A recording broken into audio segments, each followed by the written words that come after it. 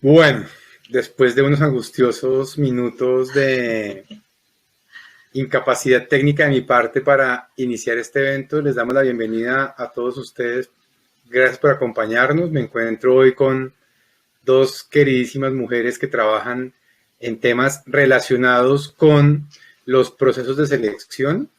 En primer lugar me acompaña Carolina Delcín y de otra parte me acompaña mi queridísima socia y amiga Claudia Carrillo. Quiero pedirle a Claudia y a Carolina excusas por el impasse tecnológico de hace unos minutos y darles a ustedes la bienvenida.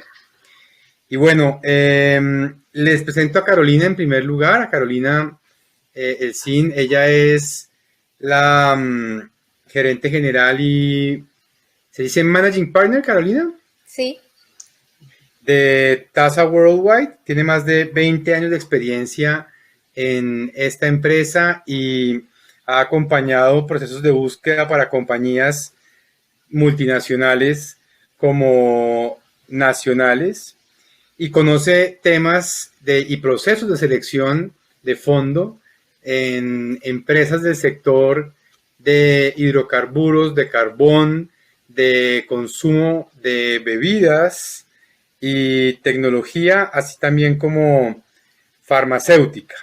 Carolina, bienvenida. muchísimas gracias, Juan Pablo. Es un gusto estar acá. Y Claudia Carrillo, mi socia y compañera en Uno por Uno, también tiene una experiencia bastante amplia en temas de selección y ella nos va a acompañar desde el punto de vista de los reclutadores corporativos, nos va a dar sus insights de acuerdo a lo que se vive en el día a día, en un proceso de selección en una corporación. Entonces, a ustedes dos, bienvenidas. Muchas gracias. Muchas gracias, Juan Pablo. Bueno, entonces comencemos por un conjunto de preguntas que elaboramos y si hay preguntas en el chat, no olviden hacerlas. Yo con mucho gusto las estaré leyendo y poniendo a consideración de Claudia y de Carolina. La primera pregunta que tenemos para ustedes es, ¿cuál es la mejor manera de aplicar a una posición? Bueno, Juan Pablo, muy bien. Si tú me lo permites, a mí me gustaría comentar que antes de llegar a pensar en aplicar a una posición específica, es muy importante que una persona que esté buscando empleo o cambiar de empleo haga un ejercicio de entenderse y proyectar qué busca. Así como las empresas se proyectan a futuro entendiendo su DOFA, o sea, sus debilidades, sus oportunidades, sus fortalezas, amenazas, sugerimos que un ejecutivo examine y se examine qué expectativas tengo en cuanto a roles y sectores, qué habilidades funcionales y conocimientos tengo, conozco cómo soy. En ese conocerse a sí mismo hay que mirar cómo actúo, o sea, qué competencias tengo, qué me motiva a actuar, cuáles son mis motivaciones, cómo tomo decisiones, esos son los valores que tenemos, y con qué tipo de actividades fluyo de acuerdo a la manera como mi pensamiento está estructurado y cuáles no. Entonces, un poquito me estoy devolviendo para ver que siempre tenemos que partir como de una estrategia y de una visión general antes de ponerse en el buscar. Miremos qué es lo que voy a buscar y para saber qué voy a buscar me miro a mí mismo y entiendo cuáles son todos estos cruces de variables que así lo hago a partir de mis expectativas. Me dan unas posibilidades muy concretas y elementos para definir mi futuro. Entonces,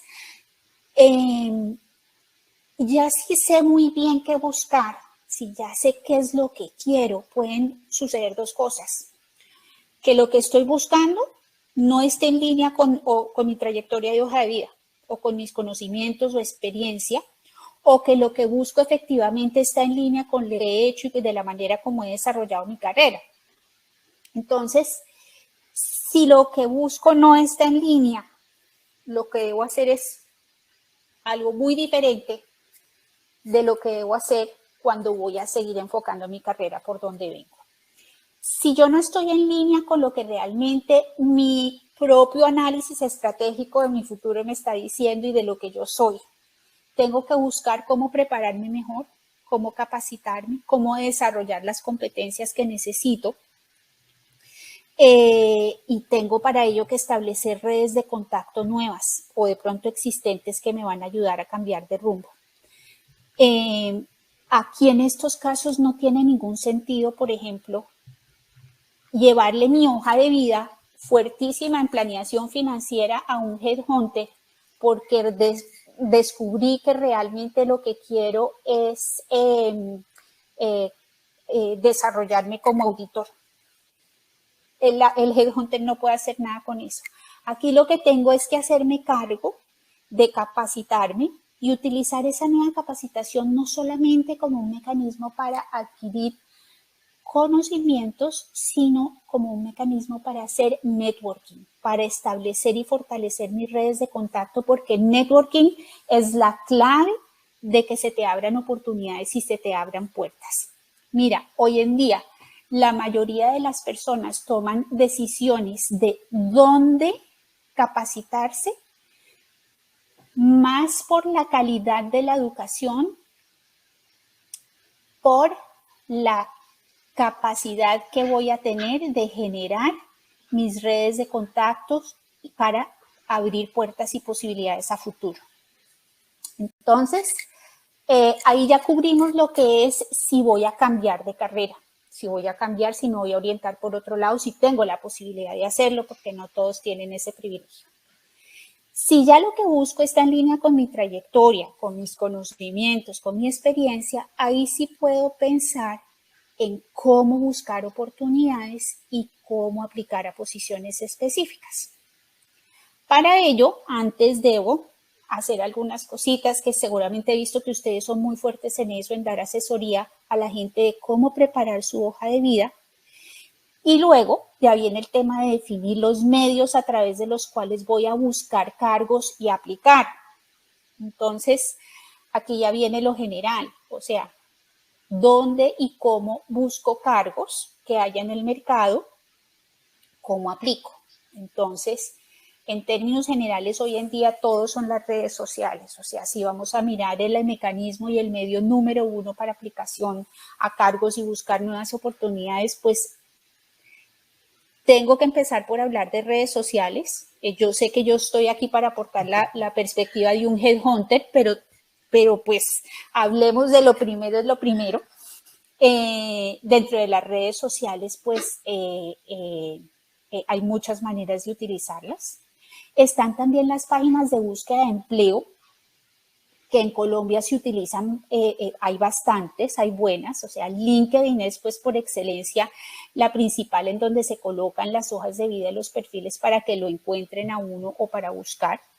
Pero hay otras, o sea, si ustedes entran a la página web de mi compañía, que es Tasa Worldwide, www.tasa.com.co, ahí hay un blog que se llama Cómo conseguir un mejor empleo y ahí encuentran ustedes listas de sitios que se utilizan en Colombia para poner la hoja de vida y buscar empleo. Sin embargo, todas estas en general no aplican a cargos de muy alto nivel. Cuando estamos hablando de altos ejecutivos, que es como el enfoque que tiene nuestra compañía, estamos hablando de utilizar LinkedIn. Por otro lado, están las páginas de los headhunters, que hay varias, y esas páginas tienen la manera como subir las hojas de vida y la manera como mirar qué vacantes hay y aplicar a cargos muy específicos. Entonces, digamos que en general, la mejor manera para aplicar a una posición específica, no hay mejor manera. O sea, hay muchos mecanismos para hacerlo y lo importante tal vez ahí es conocer qué medios hay para poner uno la hoja de vida en los diferentes sitios en donde va a ser accesada por otras personas. Para permitir que lo encuentren a uno y ya dependiendo del perfil específico de la persona, quizá hay sitios un poquito más ajustados a su sector, a su nivel. Y por último, otra cosa que también es muy importante es entender, en el caso específico de los headhunters, de los altos ejecutivos que estén enfocados y quieran saber cómo funciona el headhunter, quizás sea saber cómo hace un headhunter para ubicar candidatos, que pues eso ya entraremos más adelante, creo, hablar de eso. Claudia, ¿qué dices tú? Yo concuerdo 100% con lo que dices tú, Caro. Definitivamente uno, antes de empezar a salir a buscar a la loca, quiero salir a buscar trabajo, tiene que pensar qué es lo que quiere buscar, quién soy yo, qué es lo que quiero yo y hacia dónde quiero ir yo. Yo en algún momento tuve un gran jefe que decía que el que no sabe para dónde va, cualquier bus le sirve. Uno tiene que saber para dónde va para poderse montar en el bus que lo lleva a donde quiere llegar.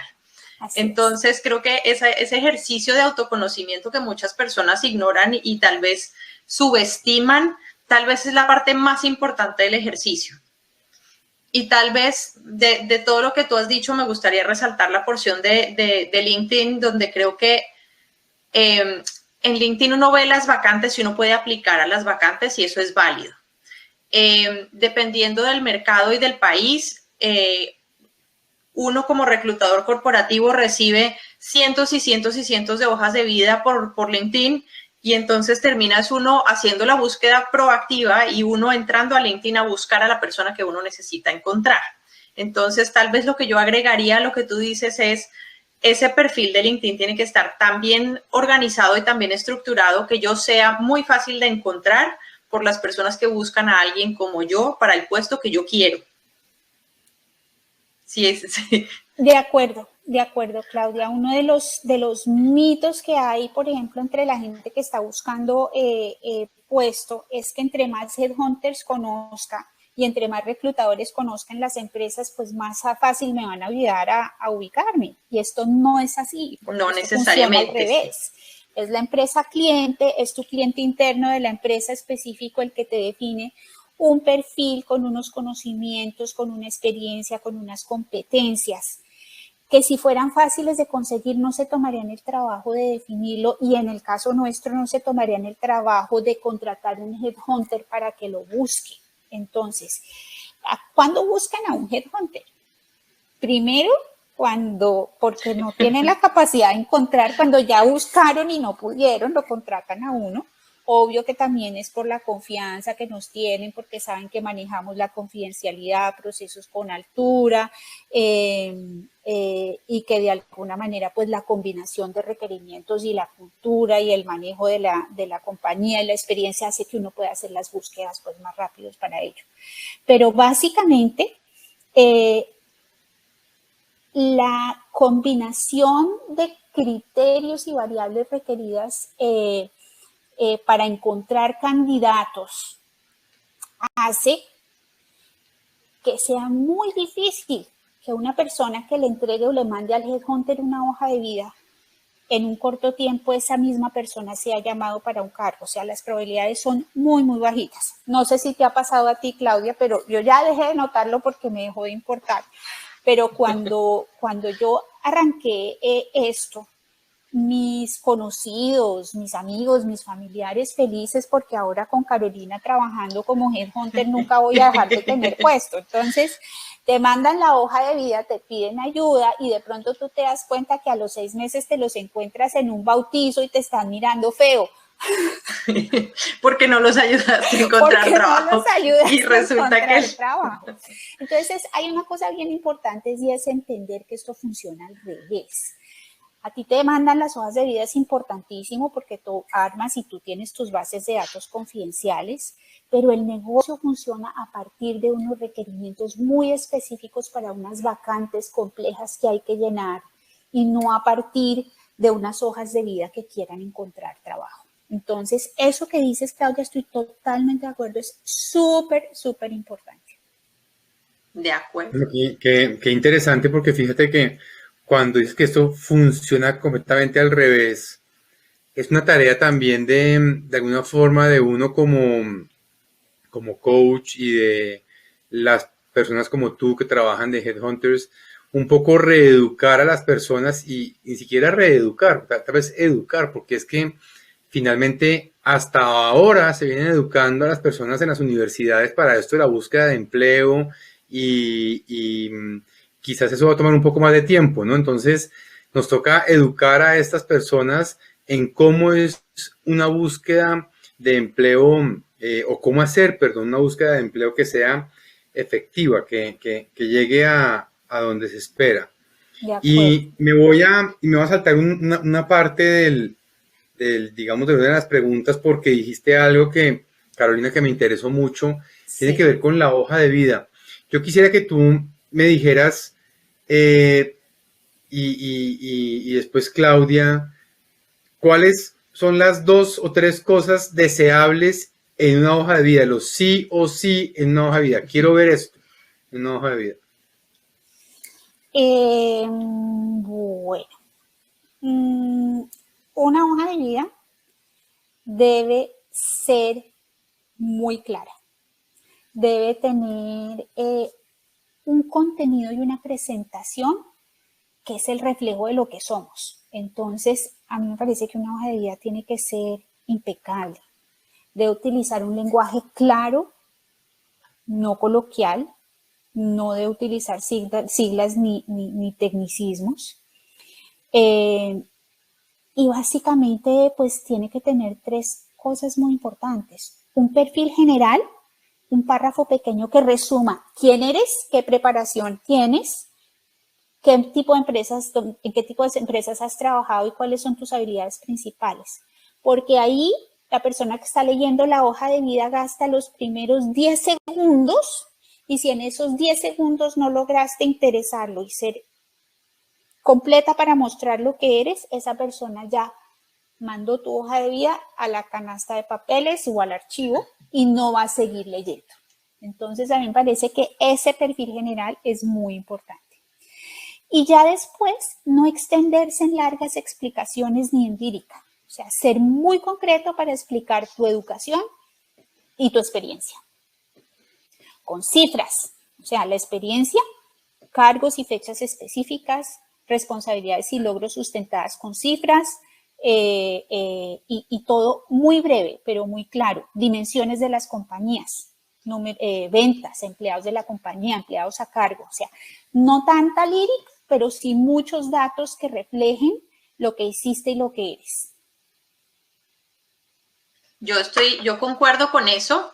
Tal vez agregaría una de las cosas que hemos trabajado con Juan Pablo es esa hoja de vida idealmente debería ser de una página y si no es de una página, que en la primera página esté la información más relevante de la persona, cosa que yo como reclutador, cuando yo abro eso en mi pantalla, tengo en una sola pantalla toda la información más relevante de la persona, donde está ese párrafo, la experiencia más reciente, que normalmente es la más relevante, y la formación profesional de la persona. En ese primer pantallazo, en esos 10 segundos que uno lee, los primeros 10 segundos en los que uno lee la hoja de vida, leyó ese parrafito y vio rápidamente los títulos de la experiencia que tiene la persona, los títulos de los cargos, y con eso decide uno si sigue leyendo, si pasa adelante y le da el beneficio de un telefonazo a esa persona o si se va para el archivo.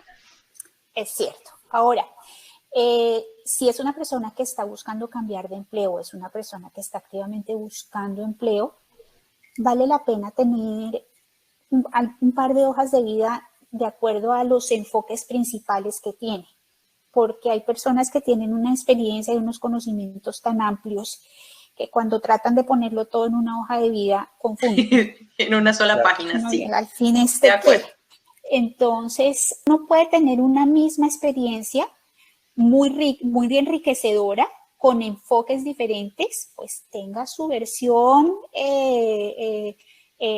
para los cargos comerciales y tenga su versión para, no sé, para el enfoque financiero. Entonces, esto puede ser importante también. Por supuesto que sí, ¿no? Y perfectamente de acuerdo con lo que ustedes dos dicen. Me encanta porque me ayuda entonces ya con la hoja de vida. Hablemos de lo que viene y es ¿qué busca un headhunter o alguien corporativo, un reclutador corporativo en un candidato? Digamos, en términos transversales, como generales, ¿qué buscan en esa parte de ser hunter, de ser ese cazador de talentos, ¿no? Bueno, muy bien. Pues como comenté, que algo muy importante a tener en cuenta es que los headhunters no buscamos trabajo para los candidatos, sino que buscamos encontrar candidatos para los trabajos que nos han encomendado.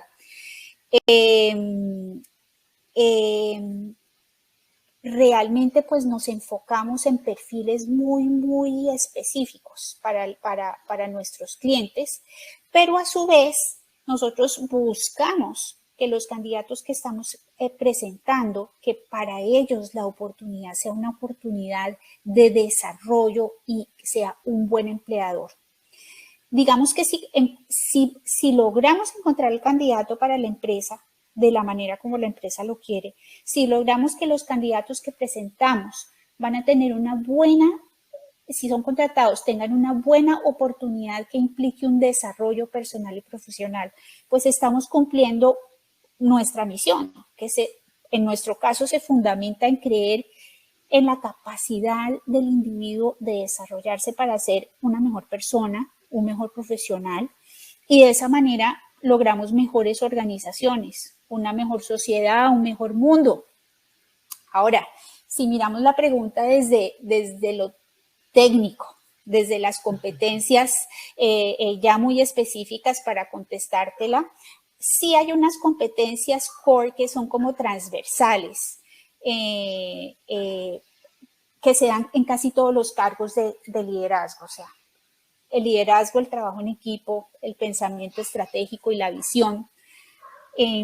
Hoy en día la orientación al cambio y la innovación son muy importantes, mientras hace unos años a ti te hablaban de que la persona fuera adaptable al cambio. Eso ya no existe porque el cambio ya es la norma. Entonces, tú tienes que proactivamente estar acostumbrado a buscar el cambio y a innovar. No es simplemente que te aguantas el cambio, no. Que lo generas. Hoy en día, exacto. Hoy en día la habilidad digital es muy importante. Y como dicen los gringos, last but not least, de últimas, pero no por eso lo menos importante, un buen ser humano. O sea, nosotros realmente buscamos trabajar con compañías clientes que puedan dar unos buenos ambientes de trabajo para la gente que presentamos, y donde personas buenas, o sea, personas buenas, integralmente buenas, que vayan a ser buenos líderes, se vayan a sentir bien. Es decir, son personas que van a poder desarrollar gente, que van a poder ser transparentes y éticas en los procesos de negocio, y que buscan el desarrollo de su gente. Entonces, para nosotros eso es bien importante, y eso es casi que parte del core de lo que buscamos siempre. Ahora, hay unas tendencias actuales. En competencias, lo nuevo y lo último que es absolutamente esencial es que el liderazgo y el trabajo en equipo de las personas hay que mirarlo en la modalidad de comunicación virtual, porque esto es lo que nos enseñó en estos últimos 2 años. O sea, hay unos liderazgos tradicionales y un trabajo en equipo que si tú no lo aprendiste a manejar de manera virtual o no te has sentido cómoda manejándolo de manera virtual, pues no te va a ir bien. Y resulta que hoy en día una competencia importantísima es la capacidad de mantener la motivación de los empleados en un mecanismo de trabajo virtual. Y por otro, cómo cubrir esa necesidad de socialización que tiene el ser humano en un ambiente de trabajo donde las organizaciones están casi 80% virtual. La segunda de las competencias que estamos viendo cada vez más y que es como una ola es el pensamiento crítico. Tradicionalmente no se acostumbraba a que las organizaciones fueran retadas con personas disruptivas que pensaran diferente. Hoy en día es parte de lo que las organizaciones están buscando. Entonces, estas son competencias que vemos que son tendencias de los últimos años. Ya en cuestiones muy específicas de tecnicismos, Estamos viendo muchos procesos que requieren experiencia y conocimientos en Big Data, Analytics, agilismo y transformación digital. Eso es como lo que tengo. Y la competencia que por excelencia en Colombia impide a mucha gente acceder a mejores cargos es el inglés. Sí, así es. El inglés. Increíble, en pleno Increíble. año 2021, donde creemos que todo es bilingüismo y todavía tenemos esas limitantes, ¿no? Sí. Y es una limitante gigantesca. Wow. Sí, no, un discurso chéverísimo, todo competencias, no sé qué, y volvemos a ver por qué razón la gente no está pudiendo acceder a mejores cargos, porque su inglés no es mejor. Porque si no lo tiene, requiere un poquito, porque si requiere un poquito, entonces me tiene que escribir mejor, y porque si lo escribe, entonces no lo habla, y si lo habla, no lo habla bien. O sea, es como, ¿qué es este horror? O sea. Esa es bien complicada. Y yo la vivo, para nuestros oyentes, yo actualmente vivo en Canadá y recluto y trabajo en Canadá, y el inglés es un reto en Canadá. Increíble también, qué increíble. Porque hay gente o con acentos muy marcados o que todavía no tiene un buen dominio de la lengua, que se presenta a cargos, y para mí ha sido un reto entrevistarlos, es un reto entender las respuestas a las preguntas, y si son cargos muy analíticos donde no necesariamente hay una interacción importante con otras personas, puede ser posible que esa persona lo logre. Pero si son cargos donde hay servicio al cliente o donde hay servicio incluso a cliente interno dentro de la organización, no me los aceptan porque no se les entiende. Es una locura llamar a un call center de una compañía americana en donde tú manejas tus cuentas en inglés y te contesta alguien con un acento, no voy a decir de dónde, pero no le entiendes. Sí. Así es. Me pasa. Yo tal vez para añadir a lo que dice Caro, desde el otro lado del escritorio, desde el lado de las empresas, para mí siempre ha sido importante trabajar en empresas que concuerdan con con mis valores. Y mis valores, en ese sentido, yo siempre he trabajado para compañías donde se maneja un esquema de accountability, de responsabilidad, donde se trabaja por objetivos y no por horas de asiento, donde la gente es entendida e interpretada como un ser humano completo, con familia, con papás, con hijos, con perro, etcétera, y no como una máquina de producir. Me encanta trabajar para compañías donde el talento femenino es valorado y es atraído y es cuidado enormemente porque es difícil de traer, es difícil de encontrar. Y en esta época en la que la diversidad y la inclusión se puso, entre comillas, de moda, conseguir mujeres para ciertos cargos y para ciertas funciones no es fácil, y trabajar para organizaciones que realmente hacen un esfuerzo por atraer a esas mujeres, por cuidarlas, por pagarles de manera justa, para mí es un orgullo, y ese es el tipo de compañías en las que yo trabajo y he trabajado, y es el tipo de compañías en las que yo me siento cómoda y tranquila trayendo otras personas y reclutando otras personas para mi compañía. Entonces, ese tema de revisar, creo que cuando uno busca trabajo, a veces omite ese pequeño detalle de los valores de la compañía, y tal vez en términos de conexión y de sentido de pertenencia es una de las variables más importantes, porque ahí es donde uno conecta realmente con la organización para la que trabaja, y donde ustedes como headhunters logran también es como encontrar pareja. Uno tiene que encontrar realmente una conexión con la organización con la que trabaja, y realmente tiene que sentirse cómodo y poder ser auténtico y poder ser uno mismo en el lugar donde trabaja. Y para mí la labor de reclutador no la podría yo hacer si no trabajara para una compañía de la que yo me siento orgullosa de vender, porque al final del día yo lo que hago todos los días es vender una compañía. De acuerdo. Entonces creo que el concordar con los valores de la compañía es bien importante. Lo que mencionabas del trabajo en equipo y del trabajo colaborativo, incluso en la medida en que las organizaciones son cada vez más planas.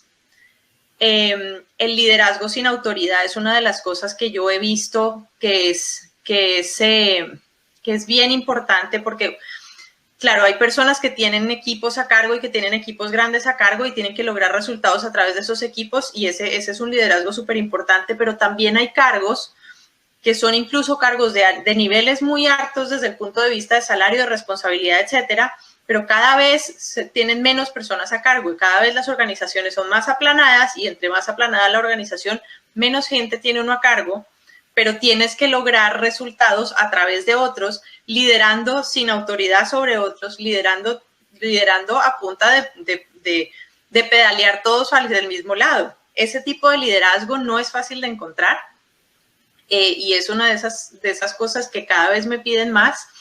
Y otra cosa que me piden y me pasa con los cargos más junior es, hay ciertas organizaciones en las que desde muy chiquititos a los profesionales los exponen a interactuar con gente de niveles mucho más senior. Y el no tener esa experiencia o no tener esa capacidad o que se ponen muy nerviosos y no saben cómo manejar ese tipo de interacciones, los limita en esas oportunidades de acceder a estas compañías muy planitas en estructura, donde precisamente por lo planitas en estructura, las interacciones con los niveles altos de la organización son muy comunes y en esos esquemas de colaboración y de trabajo por proyectos y de trabajo de agilismo, etcétera, etcétera, pues uno está interactuando con gente de todos los niveles, de diferentes funciones, de diferentes partes de la organización y tiene que poderse manejar, tiene que poderse dirigir y tiene que poderle entregar resultados, no solo entregárselos a esa persona, sino con esas personas e incluso liderar a esas personas que están 3 y 4 niveles por encima de uno. Esa es otra habilidad que para mí es difícil de encontrar, sobre todo en los niveles de gerencias medias y los más juniors.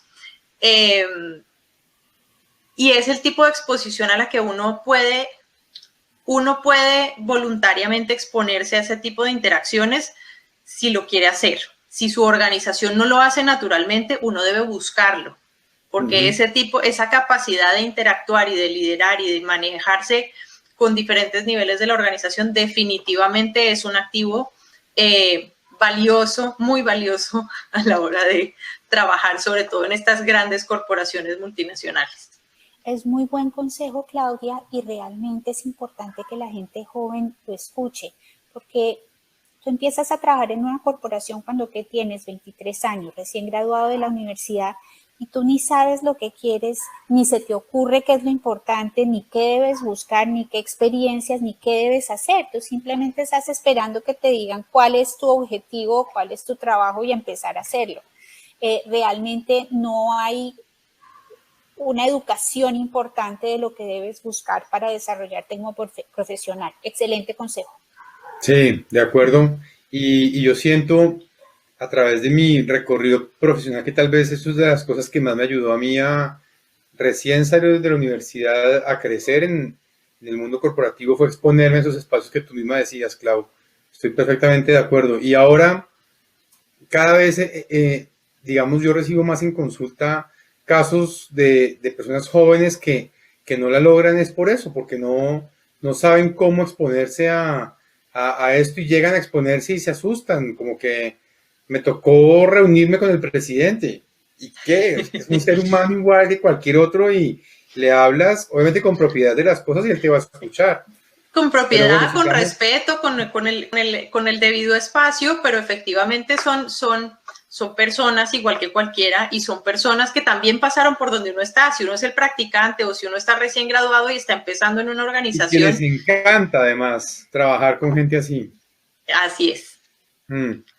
Bien, la siguiente pregunta es curiosa porque esto se ha preparado hace ya un tiempo y me viene muy bien, ya que es una de las preguntas que más me hacen a mí en consulta es ¿cómo hago para que mi hoja de vida sí llegue? Básicamente, ¿cómo hago para que mi hoja de vida sí logre lo que busca la hoja de vida? Que como digo yo, la hoja de vida es el pasaporte a buscar nuevos destinos laborales, ¿no? ¿Cómo hago para que mi hoja de vida sí llegue? A ver ustedes qué opinan.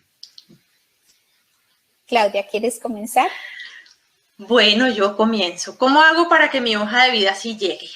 el estado ideal es que me busquen en vez de yo buscar. Y en eso hemos trabajado con los consultantes, y en webinars anteriores hemos trabajado en cómo hago yo que mi perfil de LinkedIn y mi perfil en estas plataformas de búsqueda de empleo y mi hoja de vida en Google o mi perfil de Facebook o qué sé yo, me hagan lo suficientemente atractivo para que me busquen en vez de tener que yo salir a buscar. Ese es el mundo ideal. Entonces, ¿cómo hago yo para que me busquen? Tengo que tener un LinkedIn impecable, con palabras clave. Ahí invito a nuestros oyentes a que vean nuestro webinar sobre LinkedIn, donde damos todos los tips para que me encuentren en la plataforma. Pero además, yo creo que parte del proceso de cómo hago yo para que mi hoja de vida llegue tiene que ver también con el principio de oportunidad. Si yo en este momento tengo si tú me mandas tu hoja de vida a mí, pero yo no tengo ninguna posición abierta que se ajuste a la experiencia y al perfil que tú tienes, esa hoja de vida va a una carpetita en mi correo que se llama hojas de vida. Pero si yo estoy buscando una posición en este momento y tú me mandas tu hoja de vida y tu hoja de vida encaja perfecto con lo que yo estoy buscando, lo primero que yo hago es levantar el teléfono y llamarte. Entonces, ¿cómo hago yo para que mi hoja de vida llegue? Hay que estar muy pendiente de las publicaciones, de cuando se publica una vacante de acuerdo a lo que uno está buscando, y para eso existen el LinkedIn tiene las alarmas y las alertas que le mandan a uno de se abrió una posición en tal compañía. Por eso cada vez que yo hago consultoría con la gente les digo, hagan una lista de compañías. Después de ese ejercicio de introspección, hagan la lista de compañías o de lugares donde les gustaría trabajar. Sigan a esos lugares en LinkedIn, sigan a esos lugares en las redes sociales, conéctense con personas adentro de esa organización, busquen proactivamente ese tipo de contactos, que cuando se abre la vacante, ahí es donde uno echa mano de los contactos y dice, hola, vi que se abrió esta vacante, me gustaría aplicar, creo que se ajusta a mi perfil, aquí estoy yo.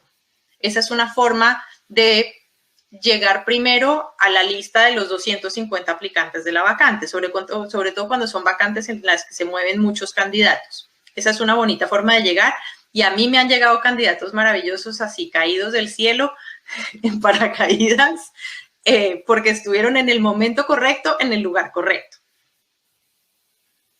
Qué bien, qué bien. La otra forma, que creo que tú ya la compartiste, Caro, es hacerse parte de todas las bases de datos. Si yo estoy metida en las bases de datos, si yo he compartido mi experiencia, mi hoja de vida, mi currículum en las bases de datos, cuando esas personas que proactivamente salen a buscar van a su base de datos y buscan, me encuentran. Correcto. Otra cosa importante para los candidatos es que la medida de sus expectativas de que la hoja de vida sí llegue no sea el que reciban una llamada de un empleador o de un headhunter. O sea, si ellos pusieron la hoja de vida, tienen las palabras claves, ahí está. O sea, ahí está. No es tan fácil encontrar empleo como lo es pues tener una vacante específica y buscar los candidatos. O sea, para el que está del otro lado es más difícil. O sea, no quiere decir que mi hoja de vida esté mal hecha. Obviamente puedo optimizarla, puedo optimizar las palabras clave, puedo estar pendiente de las oportunidades, pero no me debo desanimar porque no me hayan llamado en 3 meses o en 6 meses. No, debo continuar evaluando, mirando cómo optimizo, pero no puede ser una medida, la expectativa de que la medida sea una llamada del reclutador. Toma tiempo, hay que ser paciente y hay que estar en el lugar correcto, en el momento correcto. De acuerdo. Estás en mute, Juanpa. ¿Yo? Ah. No, Juan Pablo. Perdón, sí. Es que apago porque tengo un perrito bastante inquieto en especial. Gracias, Clau.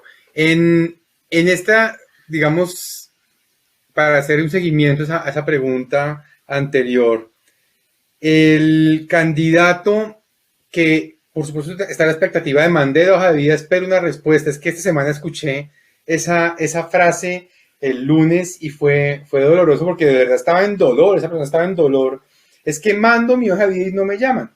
Entonces yo le decía, claro, pero pues es que mandar la hoja de vida no no necesariamente te garantiza una llamada. O sea, también piensa que es que para cada proceso reciben 250 hojas de vida y no va a haber un reclutador o alguien en un proceso que le va a escribir a 230 a decirle gracias, ya escogimos a 20. No, también date el espacio y tú decías, Carolina, el tema de las palabras clave. Yo quiero aquí ingresar este paréntesis a esta charla. Genérico, para que le hablemos al mundo en genérico. ¿Qué son las palabras clave? Porque sí, está encontrado y está ya visto que en diferentes empresas utilizan sistemas para que buscando las palabras clave escojan esta hoja de vida sí, esta hoja de vida sí, esta no, esta no, esta no. ¿Cómo hacer un ejercicio de las palabras clave? ¿Cómo se les ocurre a ustedes que podría hacer cualquier aspirante un trabajo, un ejercicio de usar palabras clave?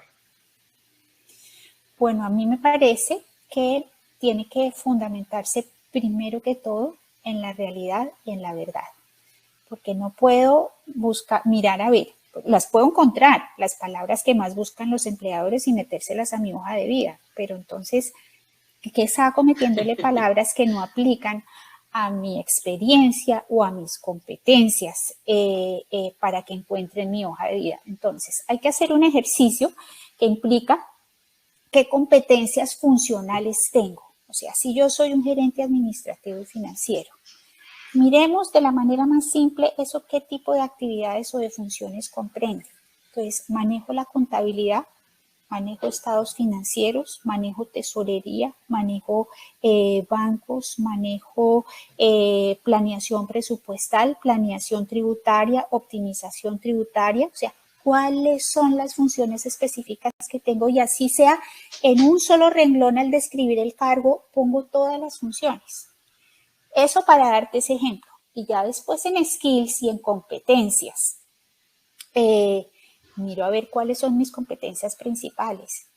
Pero mira, hoy en día eso está tan traqueado que uno encuentra hojas de vida que tienen 25 competencias. O sea, 25 competencias es el diccionario genérico de Hay McBear, que es el padre de todas las competencias. Entonces, realmente lo primero es ajustarse a la realidad, pero pensar con claridad y analizarme. O sea, volvemos al tema de que todo parte de un análisis y un conocimiento profundo de quién soy, cómo actúo, cómo soy, qué sé, cuáles son mis fortalezas, y a partir de eso tú llegas a unas conclusiones, a unas realizaciones que son los elementos fundamentales con los cuales vas a armar la proyección de tu futuro y con los cuales vas a armar tu hoja de vida. Entonces, lo que esas son tus palabras claves. Ajústalas al lenguaje profesional que se acostumbra en el mercado. Entonces, ahorita no tengo un ejemplo, pero tú te puedes rebuscar una palabra sofisticadísima, planificación de estrategia, porque te sonó elegantísimo, cuando en tu mercado colombiano realmente se utiliza es planeación estratégica. Entonces tú tienes que utilizar el término que utilizan en tu mercado para que la gente te ponga la palabra clave y te encuentre. Entonces, sin sofisticaciones, sin lenguaje coloquial tampoco, pero con los términos funcionales y de habilidades que correspondan a tu realidad. Y ahí tal vez yo agregaría, hoy en día, como está de moda el tema de agilismo, de Scrum, sobre todo hay ciertos cargos específicos y ciertas funciones específicas en las que hay o certificaciones o terminología o tipos de habilidades, como por ejemplo Project Management o gerencia de proyectos, en los que si uno tiene esa habilidad y si uno tiene ese conocimiento y si tiene o la certificación o entrenamiento en el tema, etcétera, vale la pena incluirlo porque en mi caso, al menos como reclutadora corporativa, muchas veces me dicen, necesito una persona que tenga certificación como Scrum Master, necesito que tenga, no sé, que tenga metodología Agile, que tenga certificaciones en Salesforce, que tenga ese tipo de cosas, sobre todo en encargos de tecnología, encargos de farma específicamente, encargos, en ese tipo de cargos que son más de nicho, las certificaciones y ese tipo de habilidades y de entrenamientos adicionales, por ahí es por donde yo arranco mi búsqueda por palabra clave. También en cargos más genéricos, como por ejemplo ejecutivo de ventas, ahí concuerdo en lo que dice Caro, si en mi compañía le pusieron un nombre creativo al ejecutivo de ventas y se llama, no sé, desarrollador de negocios, desarrollador de negocios, que es una de las que se ha puesto de moda ahora, se llama Business Development o desarrollo de negocios en vez de ventas, pues vale la pena que yo tenga, si yo ya sé que me buscan por desarrollo de negocios o me buscan por ventas, vale la pena que yo, entreveraditas en mi hoja de vida, tenga las dos. Si mi cargo se llama desarrollador de negocios, pues yo tengo como desarrollador de negocios es el nombre de mi cargo, pero en el cuerpo del cargo puedo decir soy el encargado de las ventas y ahí entonces me encuentran o por desarrollador de negocios o por ventas. Muy claro, muy bien. Ya vamos a completar los 45 minutos de transmisión y nos quedan 2 preguntas. Vamos a atenderlas en este orden y aquí cada una desde su punto de vista. ¿Qué preguntas me pueden hacer? A mí me encanta esta pregunta porque es muy amplia, porque pues las preguntas pueden ser 1.000.000 de preguntas, pero en su experiencia, típicamente las preguntas que salen en un proceso de selección, bien sea inicial o como para conocer al candidato, su perfil, ¿cuáles podrían ser desde el trabajo de cada uno de ustedes, bien sea como reclutador corporativo o como headhunter? Bueno, esa pregunta me encanta. Sí, ¿quieres arrancar? Pues arranco y me complementas. Perfecto. Hay una pregunta que a mí no me gusta hacerla, pero sé que muchas personas la hacen y ahí es donde caen los candidatos de primeras y es cuéntame de ti. Cuando un reclutador pregunta cuéntame de ti, no está preguntándole por la familia, por el abuelito, por los hijos.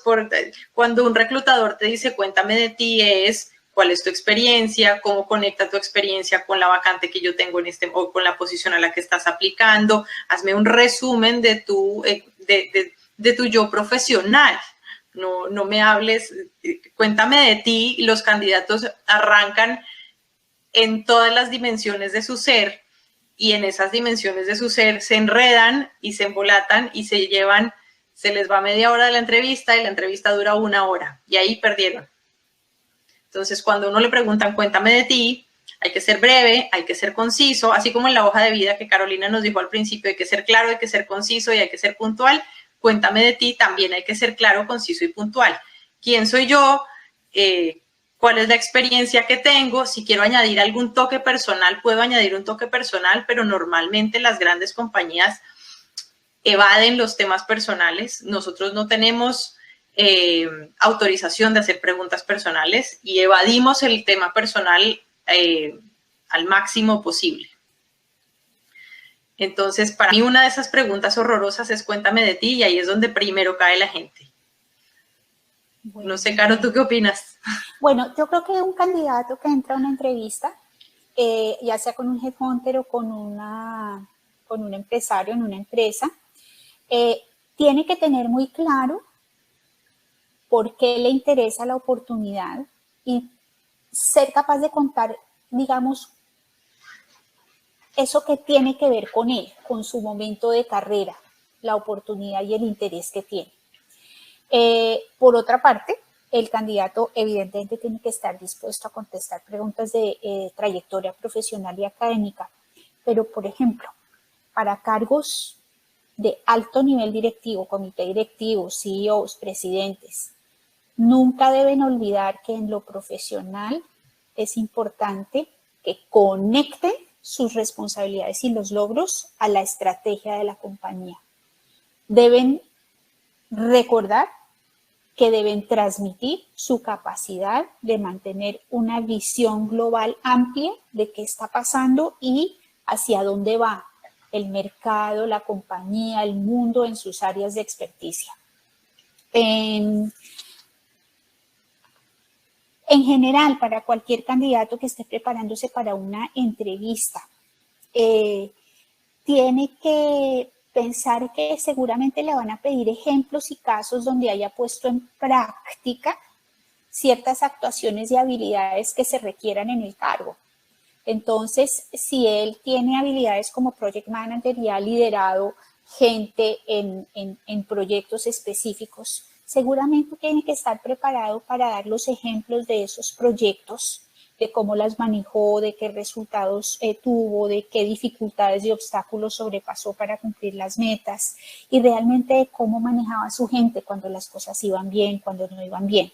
Entonces, una manera en que la gente se puede preparar para las entrevistas, no importa dónde sean, es pensar para este cargo al cual estoy aplicando, qué habilidades seguramente se requieren. Y pensar en ejemplos de su propia experiencia y de su trabajo en donde haya puesto en práctica esas habilidades y que pueda ser capaz de contarlas.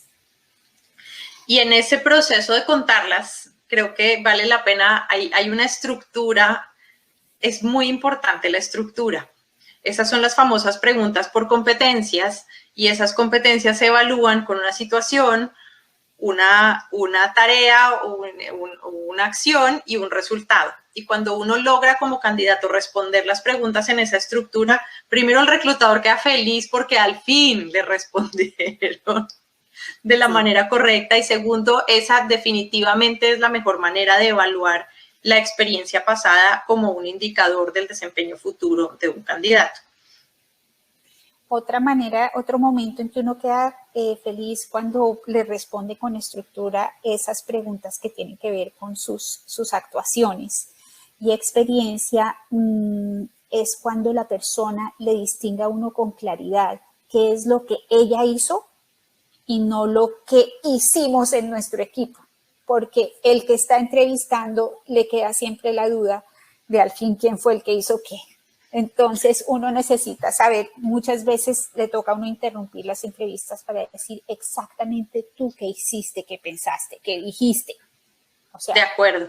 ¿Y qué hizo tu compañero y qué hiciste tú? Porque o la idea fue tuya, la implementación fue tuya, o sea, el que levantó la mano fuiste tú.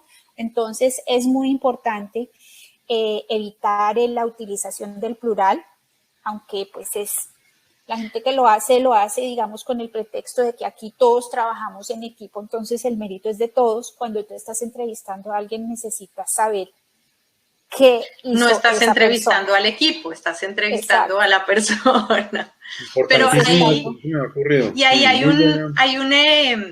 hay un equilibrio grande ahí, porque cuando uno empieza a hablar de yo, también, es decir, creo que ahí vale la pena aclarar el contexto del proyecto era yo hacía parte de un equipo de estas características, mi responsabilidad dentro de ese equipo era esta, como equipo logramos esto y mi participación dentro de ese equipo fue esta.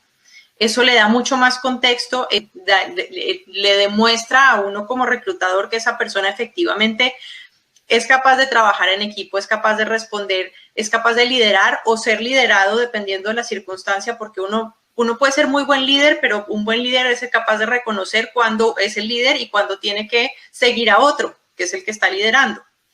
Entonces, ese tipo de contexto y el hablar, el dar el contexto completo de qué fue lo que logramos como equipo y dentro de ese equipo, cuál era el rol mío y qué fue lo que logré yo, ayuda muchísimo a redondear el perfil de esa persona desde el punto de vista de su capacidad para lograr personalmente y de reconocer sus propios logros y su capacidad para trabajar en equipo y lograr como parte de un conjunto más grande.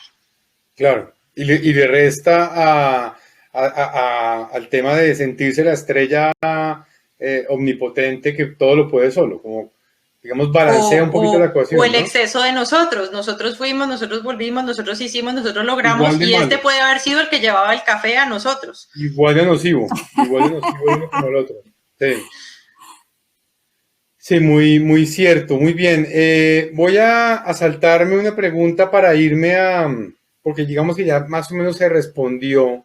Voy a irme a la última que teníamos preparada para este encuentro y cerramos. Eh, ¿Qué consejo me pueden dar para mejorar mis posibilidades en una entrevista de trabajo? ¿Qué consejo me pueden dar para mejorar mis posibilidades en una entrevista de trabajo? Un consejo, así como your 2 cents. ¿En dónde los pondrías? Bueno, si quieres yo comienzo. Realmente son varios consejitos chiquitos. Serenidad, contestar con la verdad siempre. Ser prudente, no hablar mal de nadie ni de las compañías donde trabajaste. Siempre se puede buscar la manera de pasar un mensaje complejo sin hablar mal de nadie ni de la compañía, y escuchar muy bien para estar seguro que estás contestando lo que te están preguntando. Clave. Cuidar la imagen y el lenguaje corporal, la energía, la postura, el contacto visual. Son cositas que no tienen que ver con lo que sé, con lo que hice, con mi experiencia, pero son la proyección de lo que tú eres y cómo eres. Yo tal vez le agregaría algo que tú ya dijiste, Caro, y es, si yo sé que estoy aplicando una posición específica y sé que voy con mi experiencia a esa posición y sé que me van a hacer, que probablemente me van a hacer preguntas de competencias y de situaciones en el pasado, de cómo reaccioné yo ante esas situaciones, pensar en esas situaciones anticipadamente y preparar, en vez de, porque en el momento uno puede entrar en pánico cuando le preguntan una situación y de pronto no sale la mejor situación, y no sale contada la historia de la mejor manera posible. Prepararse un poquito con anterioridad y pensar, bueno, si a mí me preguntaran cuál ha sido mi éxito más grande, ¿cuál diría yo que ha sido mi éxito más grande? Si me preguntaran por una situación difícil que haya tenido que manejar o una situación en la que siento que no fue exitoso, ¿qué situación pienso yo que ha sido importante para mí, donde aprendí algo y donde al final del día el resultado también fue una situación difícil, pero el resultado fue positivo, logré darle la vuelta, logré revertir la situación. Ese tipo de, el prepararse un poquito en ese sentido y pensar si me fueran a hacer este tipo de preguntas, que son las preguntas que normalmente hacemos los reclutadores, porque no es que manejemos un portafolio infinito de preguntas, hay muchísimas preguntas, sí, pero en general las preguntas en las que uno identifica la capacidad de una persona para resolver problemas, para relacionarse con otros, etcétera, el preparar situaciones en las que ha sido difícil para mí resolver un problema y cómo reuní otros recursos para resolver ese problema, una situación en la que me costó trabajo una persona y cómo lo resolví. Y siempre pensar en cómo lo resolví y qué aprendí, y de pronto un paso más allá es si implementé algo para que ese tipo de errores no me volvieran a pasar. De acuerdo. Para mí no hay nada, cuando yo entrevisto gente, una de las mayores frustraciones es cuando le pregunto a la gente, cuéntame una situación en la que sientes que no haya sido exitoso, y la respuesta sea, no hay ninguna. ¿O qué oportunidades de mejora tienes? Y no, todo está bien. Ninguna, todo está bien. Todos somos humanos, todos tenemos oportunidades de mejora, todos tenemos una absoluta falta de autoconocimiento. Incapacidad de autoobservación. Exactamente. Sí, yo agregaría una cosita, y es que no pasa nada si tenemos que parar por unos segundos y pensar nuestra respuesta. En vez de decir alguna bobada, no pasa nada si nos quedamos callados un ratito, pensamos y listo. De acuerdo. En ese sentido, la serenidad de la que hablaste tú al principio, el poderse uno mantener sereno durante la entrevista y tomarse el tiempo para respirar. Si le ofreces a uno el vaso de agüita, recibe el vaso de agüita, porque el vaso de agüita es el momento preciso para uno. Toma su vaso de agüita, mientras se toma la agüita piensa y después responde con tranquilidad y con serenidad. Son herramientas bobísimas para uno mantenerse en calma y tranquilo, que ayudan mucho a ganar tiempo para pensar y se vale decir, déjame pensar. Yo quería, me la robaste, Clau, yo quería salirme un poco de este cuestionario, hacer una pregunta de seguimiento a ustedes. ¿Qué opinan o de un candidato o candidata que se sale de lo convencional y toma ese tipo de actitudes? Por ejemplo, déjame lo pienso un segundo, o, ¿sabes? Me agarras fuera de base con esa pregunta, podría tomarme el tiempo para pensarla. Ese tipo de salidas así como en el momento, ¿qué lectura le dan ustedes a eso? Porque yo siento que mucho candidato y mucho aspirante le tiene pavor, como que tengo que sabérmelas todas, tengo que poder responder todo ya, ahí mismo. ¿Ustedes cómo leen una salida de estas ante una pregunta difícil, una pregunta que de pronto puede ser incómoda? ¿Cómo lo ven? A mí me encanta. O sea, a mí me indica que es espontaneidad, me indica que la persona no tiene ningún temor, que tiene mucha confianza en sí mismo. Ya que la persona haga una pausa, digamos, para buscar una salida estratégica, pues eso no me gusta mucho si me doy cuenta que lo que está tratando es de encontrarle el quite. Pero Claro. Normalmente lo que están es tratando de encontrar una respuesta que puedan dar. Entonces, en ese sentido, al contrario, me encanta. Porque de esa misma manera van a poder tener la serenidad para resolver problemas cuando se encuentren ante situaciones complejas en su trabajo. Yo iba a responder exactamente lo mismo. A mí también me encanta y incluso abro el espacio. Cuando veo al candidato nervioso, le digo, si quieres tomarte un minuto para pensar, tranquilo, piénsalo. Para mí el que la persona pida el espacio para pensar también denota que tiene la serenidad para que en el momento en que se enfrente a un problema, a una situación difícil en el trabajo, pueda decir, dame un segundo, no vamos a tomar decisiones a la ligera, déjame pensar. Y déjame pensar significa déjame poner mi cabeza en orden, entender esto qué significa y qué se espera de mí en este momento y qué tiene sentido, y a partir de eso respondo y no salir a responder lo primero que se les vino a la cabeza.